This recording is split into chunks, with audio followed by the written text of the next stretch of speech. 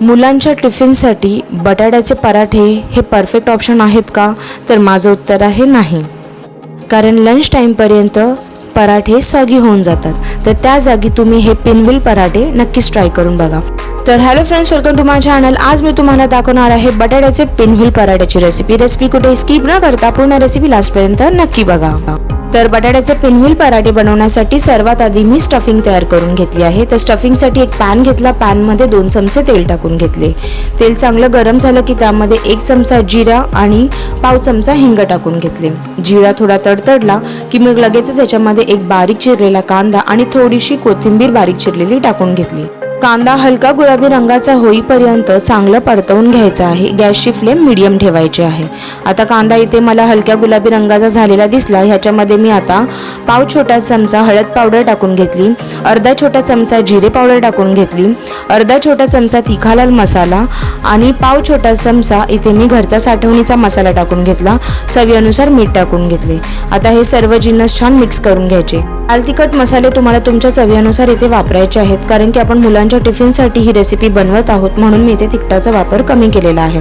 आता अर्धा मिनिट हे मसाले चांगले परतवून घेतले की ह्याच्यामध्ये एक मी बटाटा टाकून घेतला. बटाट्याला आधीच थोडंसं फोडलं होतं. इथे उकडलेला बटाटा वापरायचा आहे आणि बटाट्याला मस्त मसाल्यामध्ये छान मॅश करून घ्यायचा आहे. गॅसची फ्लेम स्लो केल्याने 1 मिनिटभर मी हा जो बटाट्याचा मसाला आहे त्याला चांगलं इथे मॅश करून घेतलेला आहे आणि त्याचबरोबर मिक्स सुद्धा करून घेतलेला आहे. मसाला रेडी झाला की गॅसची फ्लेम बंद करायची आणि थोडा वेळ ह्याला थंड व्हायसाठी ठेवून द्यायचे. आता जसं आपण गव्हाचं पीठ मळतो तसंच पीठ मळून ठेवलं होतं. एक उंडा मी घेतला होता ह्याचा, म्हणजेच एक गोळा घेतला, त्याला थोडं सुक्कं पीठ लावून घेतलं आणि आपण चपातीची पारी जशी लाटतो तशीच ही पारी लाटून घ्यायची आहे. फक्त एवढंच आहे की ही जी पारी आहे ती थोडीशी जाडसर लाटायची आहे, कारण की आपण ह्याच्यावरती मसाला लावणार आहोत. तर तुम्ही बघू शकता ही पारी मी ते लाटून घेतलेली आहे चपातीची. आता या चपातीच्या पारीवरती मी थोडा थोडा करून मसाला टाकून तो छान पसरवून घेते आहे. मसाला जो आहे बटाट्याचा तो सर्वीकडे व्यवस्थित पसरवून घ्यायचा आहे. आता या चपातीच्या पारीवरती हा मसाला चांगला मी इथे पसरवून घेतला आहे. त्यानंतर एक कडा मी पकडली आणि त्याला आतल्या साईडला रोल करून घेतलं. जसं तुम्हाला दिसते आहे तसंच आपल्याला ह्याला रोल करून घ्यायचं आहे. आता या तयार झालेल्या पराठ्याच्या रोलला मी कापून घेणार आहे. तर इथे मी एका रोलचे 5 भाग केले होते. जर तुम्हाला अजून जवळजवळ कापायचे असेल तर जास्त आणि छान असे छोटे छोटे हे जे रोल्स आहेत ते तयार होतील.